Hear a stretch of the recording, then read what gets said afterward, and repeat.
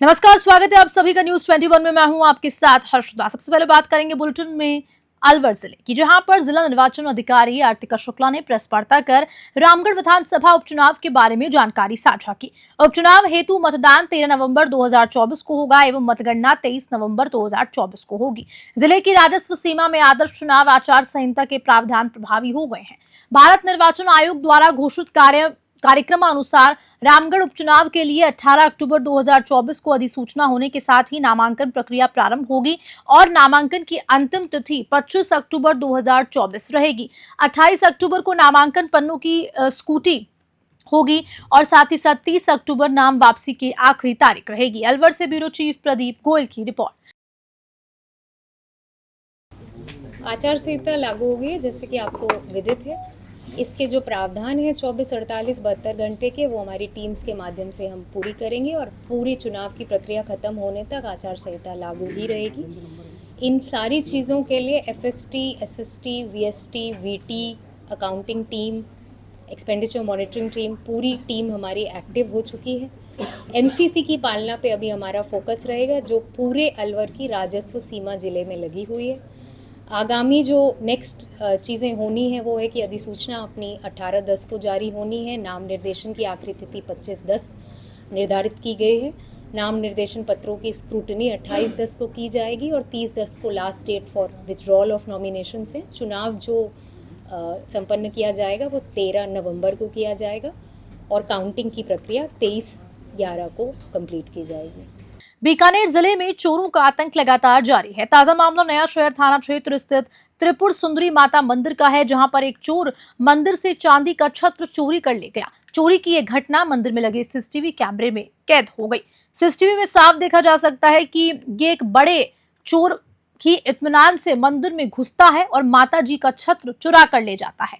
नया शहर थाना पुलिस ने सीसीटीवी फुटेज के आधार पर आरोपी को कुछ ही घंटों में दबोच लिया। आरोपी की पहचान तूराराम ब्राह्मण के रूप में हुई है। मंदिर के पुजारी रामव्यास ने रिपोर्ट दर्ज करवाई है। पुलिस आरोपी से अब पूछताछ कर रही है। बीकानेर से लोकेश भौरा की रिपोर्ट। कटुमर थाना क्षेत्र के गांव बिस्ली में एक दर्दनाक हादसा हुआ, जिसमें एक तेज रफ्तार ट्रैक्टर ने घर के बाहर खेल रही एक 4 साल की मासूम बच्ची को कुचल दिया। बच्ची की मौके पर ही मौत हो गई। सूचना पर कटुमर थाना पुलिस मौके पर पहुंची और शव को कब्जे में लेकर कटुमर अस्पताल की मोर्चरी में रखवाया। ट्रैक्टर चालक मौके से भाग लिया। मासूम के पिता के आने पर ही शव का पोस्टमार्टम किया जाएगा। कठुमर से अखिलेश शर्मा की रिपोर्ट। पाली नगर निगम बनने के 40 दिन बाद डीएलबी ने आयुक्त पद पर जयपुर नगर निगम ग्रेटर के उपायुक्त नवीन भारद्वाज को लगाया है, जहां बुधवार को भारद्वाज ने पाली नगर निगम में कमिश्नर पद पर कार्यभार ग्रहण किया। ये पद नगर परिषद के समय से ही यानी कि 3 महीने से खाली पड़ा था। नगर निगम के कर्मचारियों अधिकारियों ने साफा माला पहनाकर नवनियुक्त आयुक्त का स्वागत किया। आयुक्त ने शहर की सफाई, लाइट कर्मचारियों के वर्तमान पद की स्थिति की जानकारी ली। उन्होंने सफाई व्यवस्था पर जोर देते हुए कहा कि जनता को किसी तरह की परेशानी न हो, पहले समस्या का समाधान किया जाएगा। पाली से हसपाल सिंह की रिपोर्ट। हनुमानगढ़ के रावतसर स्थित ऐतिहासिक मंदिर पर बुधवार को प्रसिद्ध बाबा का मेला था। मेले में राजस्थान, पंजाब, हरियाणा सहित विभिन्न राज्यों से आए हजारों श्रद्धालुओं ने मंदिर पर मत्था टेककर मन्नतें मांगी। श्रद्धालुओं के हाथ में ध्वजा, नारियल प्रसाद लेकर कतार में खड़े दिखे। मंदिर में नवजात शिशुओं के जड़ूले उतारे गए और उन्हें विवाहित जोड़ों ने मत्था टेककर सुख शांति व अमन चैन की कामना की। मंदिर पुजारी करणी सिंह सूड़ा ने बताया कि ये मेला हर साल अश्विन शुक्ल चतुर्दशी को भरता है, जिसमें काफी संख्या में श्रद्धालु अपनी मनोकामनाएं पूरी करते हैं। हनुमानगढ़ से विनोद चौधरी की रिपोर्ट। रावतसर स्थित बाबा जी का विशाल मंदिर और विशाल मेला बनता है। यहाँ पर वैसे तो 12 मेले लगते हैं। आए शुक्ल पक्ष की चतुर्दशी पूर्णमासी से एक दिन पहले, पर जो सबसे बड़ा मेला है वो आज आश्विन शुक्ल चतुर्दशी 14 को है। और आज के दिन ऐसी मान्यता है कि बाबा जी का अवतार दिवस भी माना गया है कि इसी चतुर्दशी को बाबा जी ने अवतार लिया था, अवतरित हुए थे। और यहाँ पर दूर दूर से पंजाब, हरियाणा, दूर दूर से लोग हैं वो यहाँ पे आते हैं जड़ूले उतारने के लिए, गठजोड़े की भोग लगाने के लिए। और इसके अतिरिक्त यहाँ पर प्रसाद के रूप में लड्डू, बतासे, बाकड़े, सिंदूर, तेल चीज़ों का है वो भोग लगता है। और आज सबसे ज़्यादा भीड़ है वो होती है इस शुक्ल पक्ष की चतुर्दशी, आश्विन शुक्ल पक्ष की चतुर्दशी सबसे ज़्यादा भीड़ होती है। सालाना सबसे बड़ा मेला। इसके अतिरिक्त माघ के अंदर शुक्ल पक्ष की 14 को एक बड़ा मेला और एक चैत्र शुक्ल पक्ष की चतुर्दशी को बड़ा मेला है वो लगता है। इसके अतिरिक्त आए चतुर्दशी, हर महीने की चतुर्दशी को मेला है वो बाबा जी का लगता है। और ये 3 विशाल मेले हैं जिसमें से ये सालाना सबसे बड़ा मेला माना जाता है। और इसके अतिरिक्त होली, दीपावली, इन पे भी इनका मेला है वो लगता है।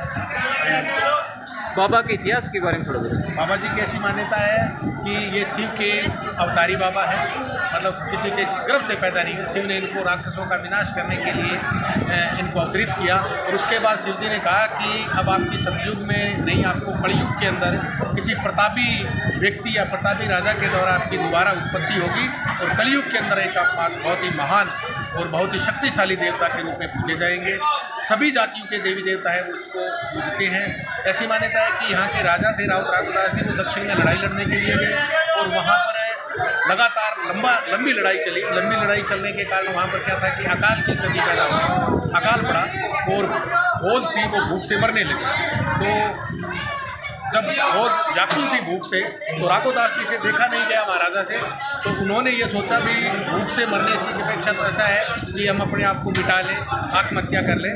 तो उन्होंने, कहा जाता है कि अपने आप को मारने के लिए कटार 3 बार मतलब मारने की कोशिश की सीने के अंदर। उनको एक आवाज़ सुनाई दी, नहीं नहीं नहीं। ऐसा उन्होंने 3 बार किया और तीनों बार उनको आवाज़ सुनाई दी। जब चौथी बार वो मारने के लिए, अपने आप को ख़त्म करने के लिए कटार मारने लगे, तो कहा जाता है कि एक छोटे से बच्चे ने आके उनका हाथ पकड़ लिया, तलवार वाला या जो खंजर था उसका, और उसने कहा कि उस बालक, एक छोटा बालक था और उसकी जटा है वो तेल से लथपथ, तेल, सरसों के तेल से, और उसने कहा कि मैं काशी का कोतवाल भैरव हूँ और आप मरना क्यों चाहते हो। तो राघुदास जी ने कहा कि हमारी फौज है वो भूख से मर रही है और हम हार के कगार पर हैं, वो भूखे मर रहे हैं, हमें अनाज नहीं मिल रहा है।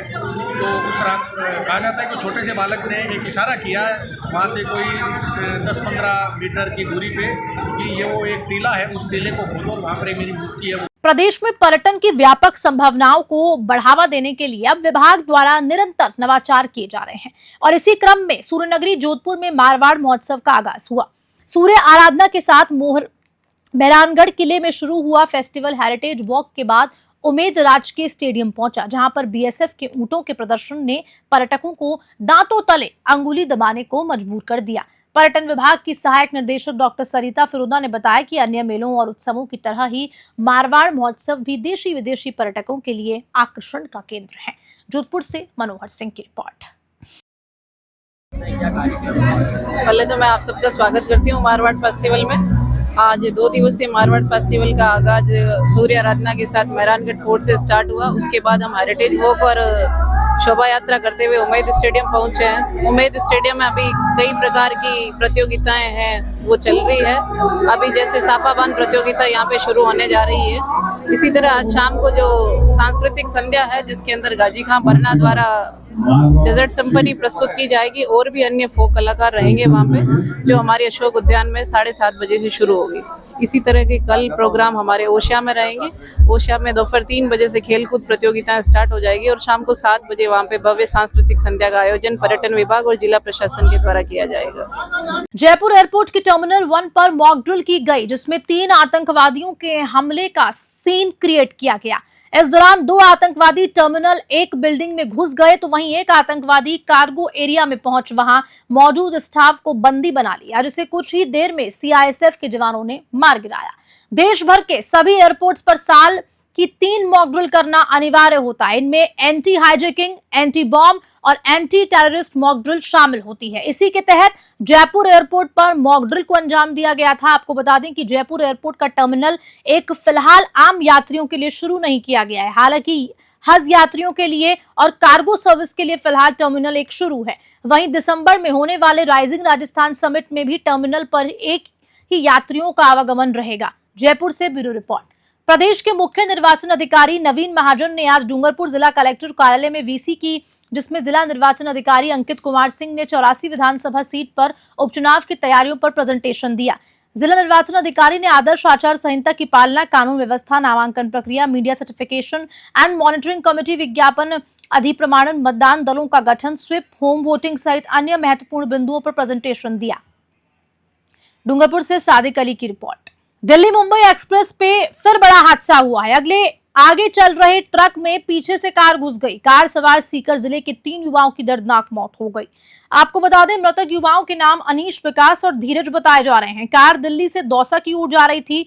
पुलिस ने शवों को कब्जे में लेकर पोस्टमार्टम के लिए मोर्चरी में रखवा दिया। परिजनों के पहुंचने के बाद पोस्टमार्टम की कार्रवाई की जाएगी। लक्ष्मणगढ़ अलवर से अखिलेश शर्मा की रिपोर्ट। जयपुर पुलिस ने त्योहारी सीजन में बड़ी कार्रवाई करते हुए नकली घी की फैक्ट्री पकड़ी है और इस फैक्ट्री में सरस और कृष्णा ब्रांड का नकली घी तैयार किया जा रहा था। मुहाना थाना सीआई मदन लाल ने बताया कि केशववाला में सुबह 8 बजे कार्रवाई की गई, जिसमें बड़ी मात्रा में सरस और कृष्णा ब्रांड के पैकेट भी मिले हैं। मौके से 2 लोगों को हिरासत में लिया है। दोनों ने बताया कि इसे 100 रुपए कम दाम में जयपुर शहर के अलग अलग इलाकों में बेच रहे थे। फूड डिपार्टमेंट ने सैंपल लेकर जांच के लिए भेज दिया है। जयपुर से ब्यूरो रिपोर्ट। और इसी खबर के साथ बुलेटिन में इतना ही। नमस्कार।